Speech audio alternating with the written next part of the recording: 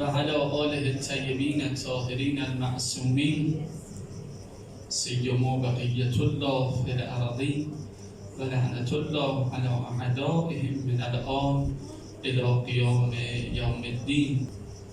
در رابطه با بحث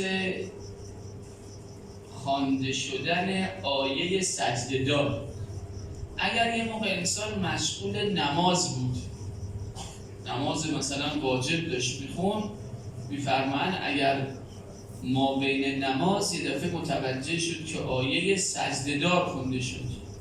حالا یه موقع آیه سجده‌دار خونده میشه، خب انسان خودش مشغول نمازش هست و اسارت نباشه توجهی به خواندن اون آیه نداره، خب این واجب نیست.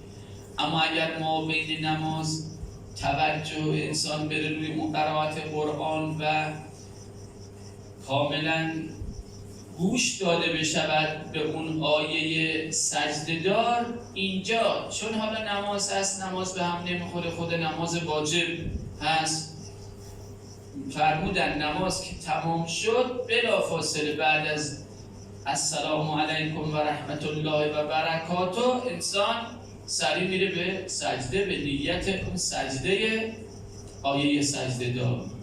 بعدش مثلا تقریبات عزا زهرا و برنامه‌های دیگه و دعاشو خواهد داشت. پس ما بین نماز اگه بخوام بریم به سجده، خب نماز به هم میخوره؟ نه، نماز ادامه میدیم، بلافاصله واجب فوریه. اما بعد از این واجب، سجده واجب هست، واجب فوری، اما بعد از حالا چون با این واجب تلاقی کرده، اول نماز واجب اونو میخونیم تا تموم شد سریع میریم به سجده به نیت اون سجده آیه سجده‌دار. در رکعت سوم و چهارم ما بین قرائت دو چیز اختیار داریم: قرائت حمد تنها و یا قرائت تسبیحات اربعه.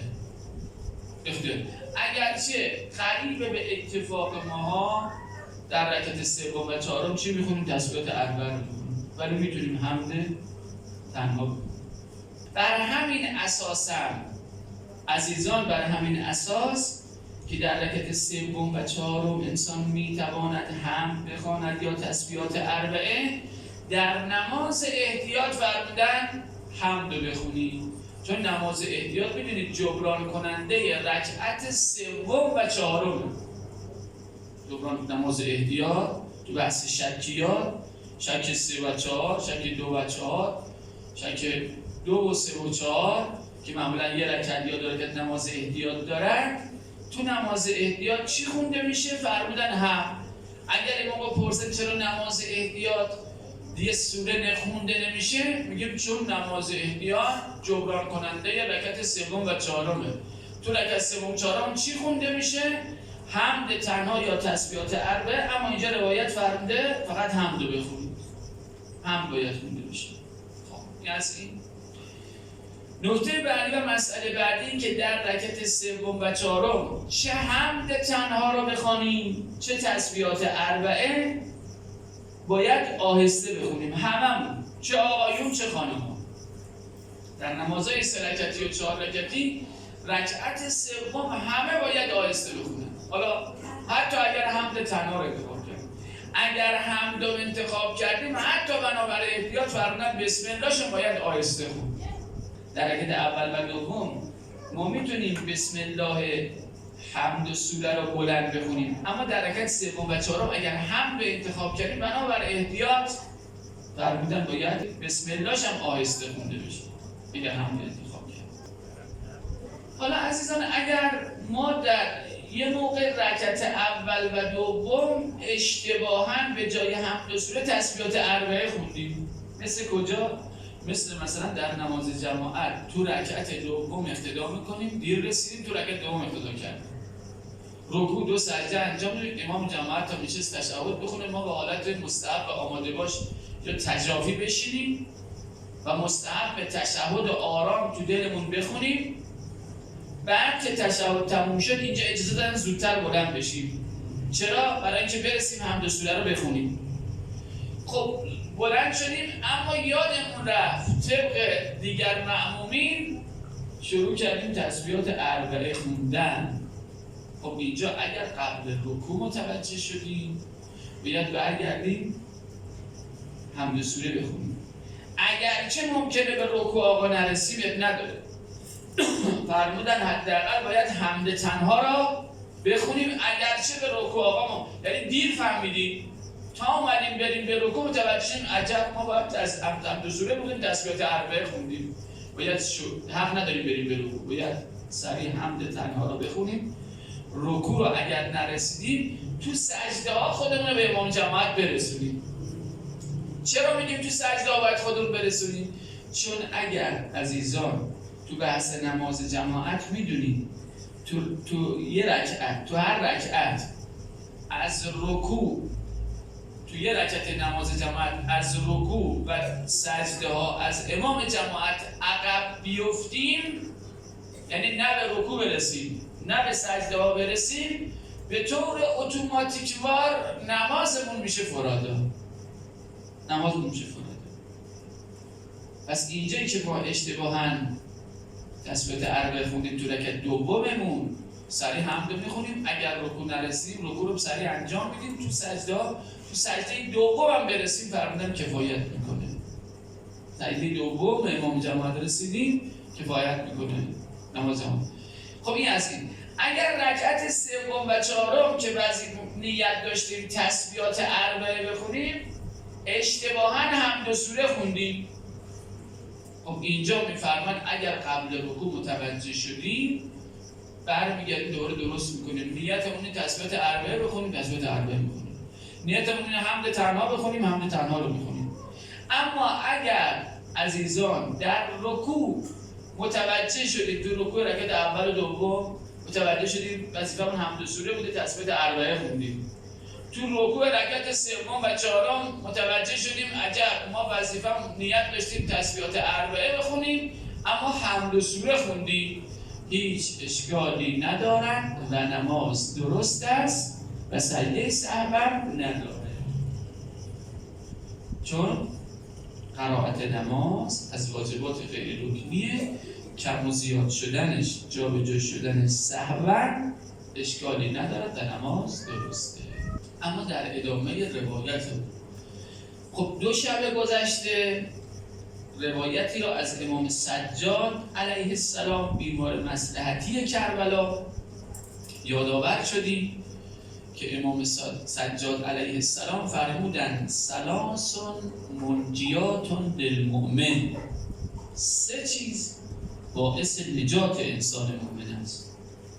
اولیشو عرض کردیم که فرمودن کف لسانه عن الناس و احتیاء، بازداشتن این زبانمون پیرامون مردم خصوصا غیبت کردن آنها. دومی و اشغاله نفسه بما ینفعه لآخرته و دنیا، دومی که انسان خودشو مشغول کاری بکنه که منفعت آخرت و دنیا هر دو رو داشته باشه. تو این دنیا کاری انجام بدیم که منفعت دنیا و آخرت باشه، نکنه خدای نکرده اگر منفعت دنیا باشه آخرت نداشته باشه، یا بعضا خسرت دنیا و آخرت میگن نه دنیا باشه نه آخرت، اون که دیگه خسرت دنیا و آخرت. سومی آخرین مورد فرمودن و طول بکائه علی خطیئته، طولانی گریه کردن و زیاد گریه کردن بر خطاها و اشتباهات. خب عزیزان میدونید ما غیر معصومی، خطا و اشتباه ممکن ازمون سر بزنه، گناه ممکن ازمون سر بزنه، ما غیر معصومی. اما خداوند تبارک و تعالی در قرآن کریم بیان شده، سپاره شده، در روایت‌های متعدد هم داریم که توصیه کرده که راه بازگشت توبه هست، توبه کنیم، البته توبه نصوحا، توبه واقعی، برگردیم و جبران کنیم. حالا یکی از طبق روایاتی که داریم، یکی از اسباب آمرزش و مغفرت گناهان و اشتباهات انسان اشک چشم است. گریه کردن است. اصلا خود گریه عزیزان یه نعمت الهی است، یه نعمت واقعا.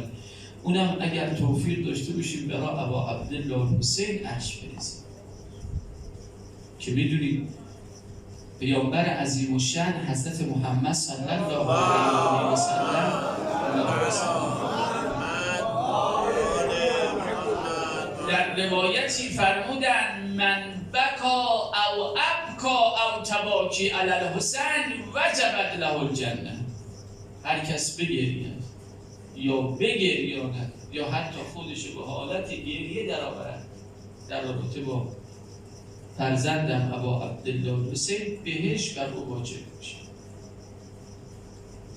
حالا تو این روایت امام سجاد می‌فرماید یکی از مهمترین راه‌های نجات انسان اینه که توجه به خطاها و اشتباهات داشته باشه، غفلت نکنه.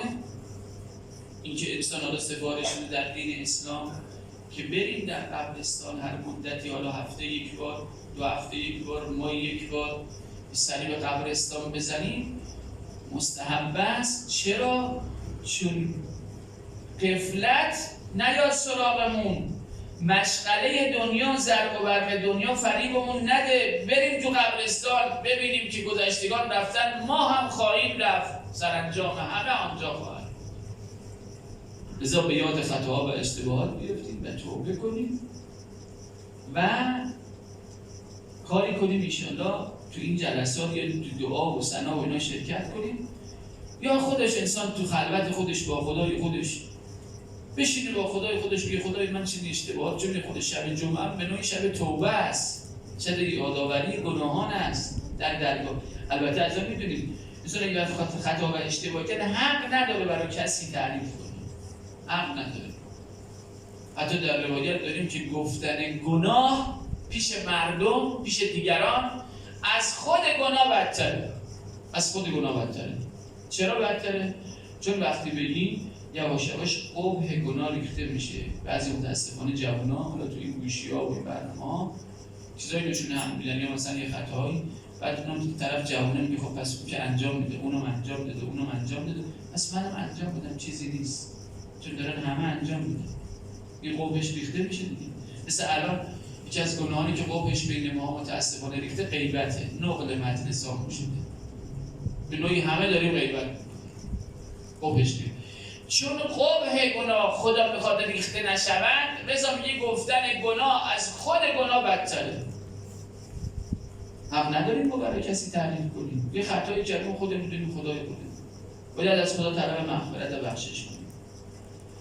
اما در نزد خدا فرمودن بگیم. در دعای کمیل هم داریم دیگه. دعای کمیل به این دعای زیبایی چه فرازهای زیبایی داره. دعای حضرت خضر است که آقا امیرالمومنین به کمیل زیاد تعلیم میده و از اون به بعد معروف میشه به دعای کمیل. چه زیباست. حالا اونجا یار فرصت اشاره کنیم. خب اونجا در درگاه الهی اعتراف به گناه میکنیم و از خدا میخواهیم که ما را مورد عفو و بخشش قرار بده. بعد از طلب بخشش گناهان، اگر در این حالا طلب بخشش و یا در پایان طلب انسان اشکی ازش چشمش جاری بشه، دیگه انشاءالله خدا گناهانشو می‌بخشه. مثل آبیست که رو آتش ریخته بشه. کس بهترین کفاره گناهان گریه و اشک ریختن بر خطاها و اشتباهات است. لذا از نکته دیگه عرض بکنم، پس همین گریه خودش نعمت است. لذا در روایت داریم به نوعی تذکر و تنبه میده، میگه آیه انسان حواست جمع باشه، اگر یه وقت به مرحله‌ای رسیدی که هر کاری میکنی اشک در نمیاد. چون ما داشتیم یه بنده خدایی تو فامیل گفت آقا من ناده چندین سال پیش که من اگه مثلا نزدیکترین افرادم هم ببینم گریم نمیگیره. این جای تأمل داره. چرا؟ چون روایت بیان میکنه، روایت میفرماید ان جمود العین من قساوة القلب. ان جمود العین من قساوة القلب. خشکی چشم در اثر چی چشم خوش میشه؟ اشکش نمیاد دیگه، خوش میشه. فرمودن از قساوت قلب. اگر خدای نکرده قلب انسان سیاه بشه دیگه انسان خم به ابرو نمیاره. دیدید الان متاسفانه توی این عالم داعشیا یا مثلا خود این الان آمریکایی ببین به راحتی میاد سیاه‌پوسته بالا سرش وای میسه 6 7 تا تیر بهش میزنه عین خیالش. یا اسرائیل خدای شده ریشه‌شون رو بکنه. چجوری دستای افراد فلسطینی‌ها رو میگیرن راحت سنگ میزنن و دستشون رو میشکنن، خم به ابروشون نمیاد. خب این اسیر قلبن دیگه، اسیر قلبن، قلبشون سیاه شده، رحمی به دل ندارن، ترحمی ندارن. مثل خدا لعنت کنه الی یوم القیامه هر مله رو که تیر سشو بزد بر گلوی علی اصغری که هیچ گناهی نداشت، اون قلبش سیاه بود. کجای عالم آخه دیده شده مثلا به یک طفل شیرخواره رحم نکنه؟ حتی اون کسی هم که دین نداره، به قول امام حسین فرمود اگر دین ندارید اقلا آزادمرد باشید، با من سر جنگ دارید، با زن و بچه این همکاری نداشته باشید. به این مضمون قلب که سیاه شد دیگه رحم از دل میره. انسان دیگه نه به هیچ کس، به هیچی، به حیوانات، به هیچ چیزی دیگه شاید رحم نکنه. ولی انسان بعضا شما یه حیوان مثلا حتی یه مورچه میخواد بره، انسان بعضا دلش نمیاد این مورچه رو مثلا بکشه. یه پرنده رو بعضا انسان دلش نمیاد. لذا روایت میفرماید توجه داشته باشید، نذارید چشمتون خوش بشه تا میتونید از این چشم، به خصوص در رابطه با ابا عبدالله، به قول یکی از بزرگان میفرمود اگر واقعا انسان بداند اشک برای امام حسین چقدر ارزش داره، میدید بالاترین اشک هم اشک برای امام حسین. اگر انسان درک بکنه، من اول خودم عرض میکنم، درک بکنیم اشک برای ابا عبدالله حسین چقدر ارزش داره، التماس میکنیم به چشممون که ای چشم اشک بریز برای حسین ابن علی، بگیر حسین ابن علی. و باز در ادامه روایت می‌فرماید که حالا قساوت قلب در اثر چی میشه؟ و قساوت القلب من کثرت الذنوب، خشکی چشم از قساوت قلب. قساوت قلب در اثر چی ایجاد میشه؟ از زیادی گناه. اگر خدای نکرده گناه زیاد کردیم قلب انسان سیاه میشه، سخت میشه، دیگه رحم از دل میره.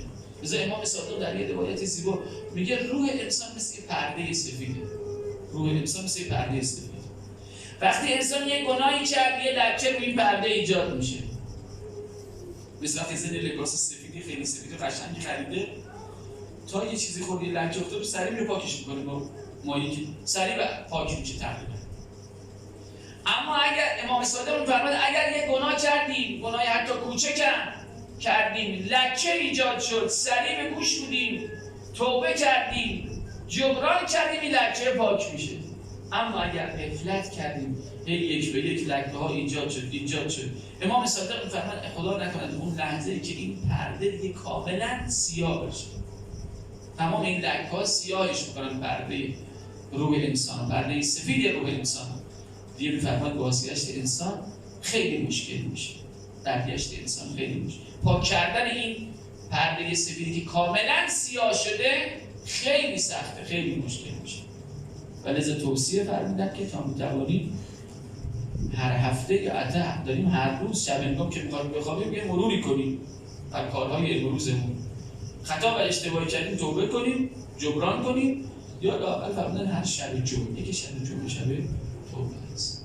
پس سومین عزیزان راه نجات انسان اینه که بر خطاها و اشتباهاتمون اشک بریزیم. این اشک بر خطاها و اشتباهات باعث نجات انسان در دنیا و آخرت خواهد شد. به اشتراک اشاره کوتاه بکنم، روزه رو بخونم. میدونید عزیزان تو عالم افرادی بودن که زیاد گریه کردن، معروف شدن به بکائین عالم. بکا یعنی زیاد گریه کن. یکیش حضرت یعقوب در فراق حضرت یوسف. اینقدر حضرت یعقوب گریه کرد نابینا شد.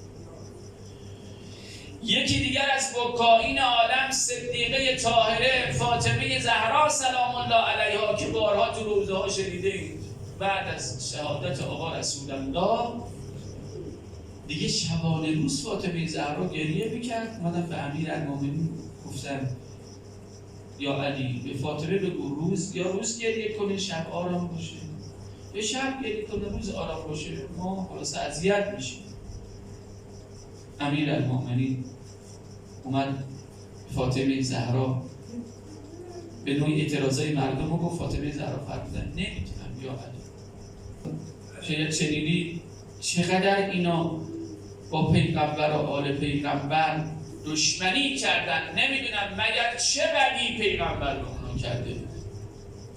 میگه وقتی امیرالمومنین گفت مردم خلاصه به نوعی اعتراض دارن میکنن، دارد فاطمه زهرا روزها ساعاتی را دست حسنین امام حسن و امام حسین رو میگیره، میرفت سایه درختی مینشست گریه میکرد، اشک میریخت برای جدش، برای ظلم و ستم‌هایی که دارن بهشون میکنن. یه روز که به خانه آمد دیدن چهره امام حسن و امام حسین آفتاب خورده. امیرالمومنین سوال کرد فاطمه جان امروز بچه ها من سایه درخت نبودید که چهره حسن و حسین آفتاب خورده شده؟ فاطمه زهرا فرمودن یا علی چه بگویم، آن درختی که میرفتم سایش مینشستم و گریه میکردم اومدن اون درختم بریدن. ببین قساوت قلب و دشمنی تا چه حد. بعد دارد امیرالمومنین اومدن تو قبرستان بقیع. امیرالمومنین تو قبرستان بقیع اومد جایی رو آماده کرد، نامش گذاشت بیت الاحزان، خانه حزن و اندوه. فاطمه زهرا میرفت اونجا ساعاتی رو گریه میکرد و به خانه. الان هم اون از بیت الاحزان هم دیگه خبری نیست. به وهابیا تخریبش کردن. حالا نمیدونم قبل از تخریب گنبد بارگاه ائمه بقیع بوده یا همزمان با اون. دیگه الان اثری از بیت الاحزان هم نیست. سومین بکائین عالم امام سجاد که در روزهای قبلی اشاره کردیم عزیزان بشیم.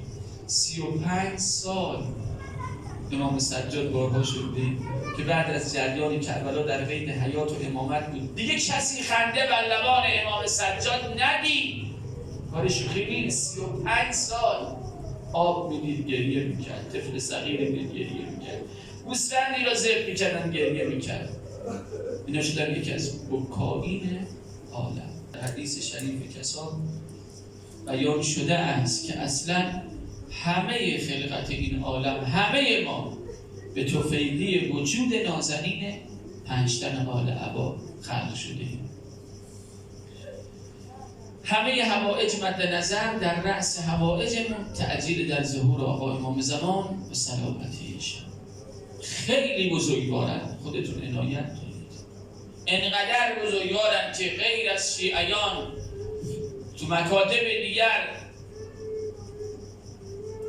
مسیحیه میاد توسل بهشون پیدا میکنه جواب میگیره. انشاءالله ما که عمری از دامن پدر و مادرای پرورش یافته ایم که محبت پیغمبر و آلش داشته باشیم، انشاءالله امشب که توسل پیدا کنیم جواب خواهیم گرفت. السلام علیک یا محمد ابن عبدالله یا رسول الله یا امام الرحمن.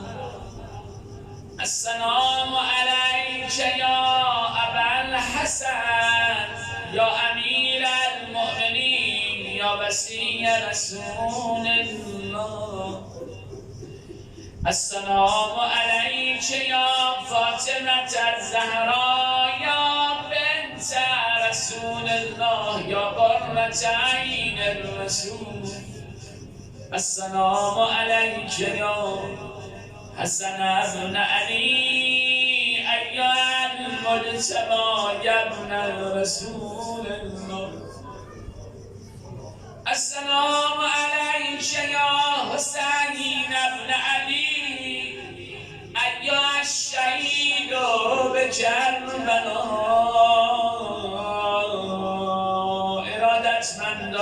ساعت مقدس پیغمبر و آل پیغمبر. من گوشه ای اشاره می کنم در آستانه رحلت جان گداز و به نبی بگیم شهادت پیغمبر عظیم الشأن قرار داریم. نقل تاریخ است آقا رسول الله در بستر بیماری بودند. امیرالمؤمنین فاطمه زهرا علیه السلام در خدمت آقا رسول الله دور بستر بودند. یکی از اتفاقایی که صورت گرفت دارد که در به حجره باز شد. یه وقت دیدن امام حسن و امام حسین خود جلو رو بدن نادنین پیامبرم داشتن. چه روزای قبلی که عنایت دارید بارها دارن پیامبر با امام حسن و امام حسین حتی دارن ساعتی را بازی می کردن، روی دوش پیغمبر قرار می گرفتن. چه روزای قبل دیگه وقتی در به خانه در به حجره پیامبر وارد باز شد، امام حسن و امام حسین وارد شدن، خودشون رو بدن پیامبر انداختن. جد مبارک امیرالمؤمنین اومد دست حسن و حسین رو بگیره، از روی بدن پیغمبر بلند کنه، نکنه پیغمبر اذیت بشه. یه وقتی پیامبر دست مبارک و بلند کرد اشاره میکنه علی جان رهاشون کن بذار راحت باشن. علی جان بذار این لحظه آخر اونها مرا ببوسن و منم اونها را ببویم و ببوسم. علی جان بذار این لحظه آخر اونها از من جوشه برگیرن منم از اونها جوشه برگیرم. ببینید عنایت دارید عاشقانه حتی اون لحظات آخر آقا رسول الله حاضر نمیشه حسنینش امام حسن و امام حسین ناراحت بشن، دوست را آزاد باشن، راحت باشن. اما یا رسول الله چه کردن بر این دو نور چشمه، چه کردن با غریب مدینت امام حسن. اون نانجیبه فرزند تو زهر میده مسموم میکنه. آقا یا رسول الله چه کردن با تابوت امام حسن. اون نانجیبه دستور داد تابوت امام حسن رو تیرباران کردن، ابدا چوبه تیر از تابوت امام حسن بیرون کشیدن. یا رسول الله چه کردن با حسین تو کربلا خدا میدانه. یا رسول الله ای کاش سر حسین زنده از به قفا بریدن بالا به تجمه، ای کاش به همین مقدار نانجیبا اکتفا میکردن. یا رسول الله یه سری حرام زاده اومدن عصاهاشون رو دل تازه زدن بر بدن میسن ارباب حسین ساختن به جوری که بدن اربا شده بود، قطعه شده بود. آخ یه جمله دیگه از کنم، یکی دیگر از اتفاقایی که کنار بستر پیغمبر اتفاق افتاد این بود. فاطمه زهرا این لحظات آخر دختر معمولا باباییه نمیتونه دوری بابا رو تحمل کنه، اونم یه دختری بی‌نظیر مثل فاطمه زهرا، یه بابایی بی‌نظیر مثل آقا رسول الله. فاطمه زهرا شروع کرد گریه کردن، اما دارد پیامبر اشاره میکنه بابا الیه جلو بیا. به جوری که دارد فاطمه زهرا جلو میره پیامبر اشاره میکنه بابا گوشتو بیار جلو. به جوری که فاطمه زهرا گوش مبارکشو میبره کنار دهان مبارک بابا. یه وقت دیدن جمله این پیامبر به یه وقت دیدم گریه فاطمه تبدیل به خنده شد، فاطمه لباش خنده جاری شد در لبانش. بعدم دارن بنابر یا امیرالمومنین یا دیگران سوال کردن فاطمه جان مگر بابا چی به شما فرمود که گریه شما تبدیل به خنده شد؟ میدونی چی گفت یا رسول الله؟ فرمودن بابا دخترم اینقدر بی‌تابی نکن، گریه نکن. چرا بابا؟ بابا اولین کسی که بعد از من به من میپیونده خود تویی بابا. لذا فاطمه میگه وقتی خبر به من داد که اولین نفری هستم که بعد از بابا میرم پیش بابا خوشحال شدم، خنده بر لبانم جاری شد. چه کردن با فاطمه زهرا، چه کردن با امیرالمومنین که خود پیامبر که 3 روز بدنش روی زمین ماند دیگه سجده جنازه براش صورت نگرفت. فاطمه زهرا و امیرالمومنین که هر دو شبانه